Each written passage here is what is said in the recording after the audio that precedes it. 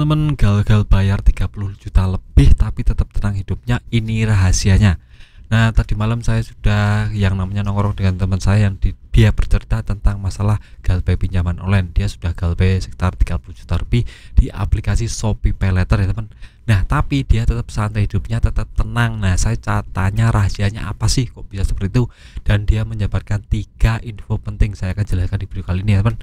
Nah, yang pertama, dia waktu galbay itu dia sudah mempelajari tentang resiko-resiko yang akan dia tanggung jika dia sudah galbay di aplikasi itu. Nah, itu teman saya galbay di aplikasi Shopee Paylater teman. Nah, resikonya jelas, bunga denda itu pasti berjalan, dan ada debitor yang menagih, dan ada BI checking. Nah, yang pertama dia tahu tentang masalah debitor itu untuk wilayahnya tidak tercover yang namanya debitor dari aplikasi Shopee Paylater. Jadi dia menegaskan sangat aman sekali, jadi tidak akan ada penagihan, dan dia sudah membuktikan ini sudah sekitar 60 hari atau lebih ya teman. Itu tidak ada yang datang ke rumah dia menagih ya teman, padahal pinjamannya besar ya teman, ini di wilayah Jogja.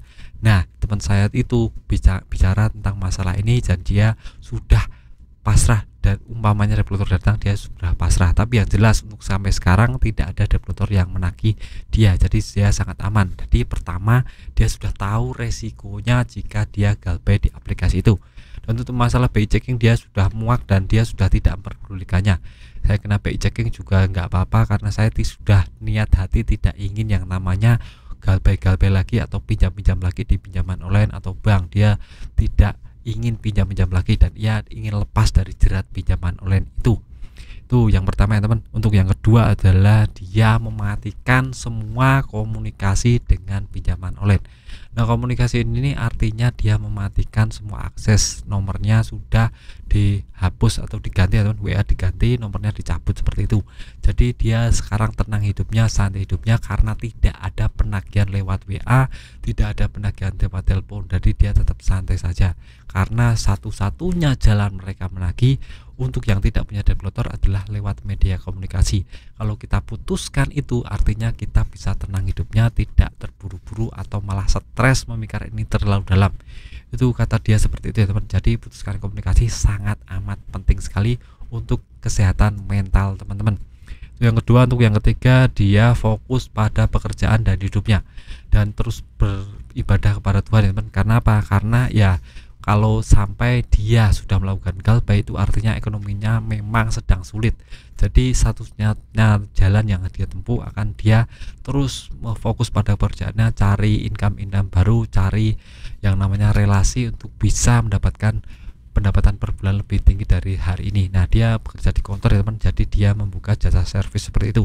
Jadi dia fokus pada pekerjaannya, fokus menabung, juga fokus pada beribadah kepada Tuhan ya teman. Tentang masalah ini dia janji akan bayar pada saat dia ekonominya sedang baik.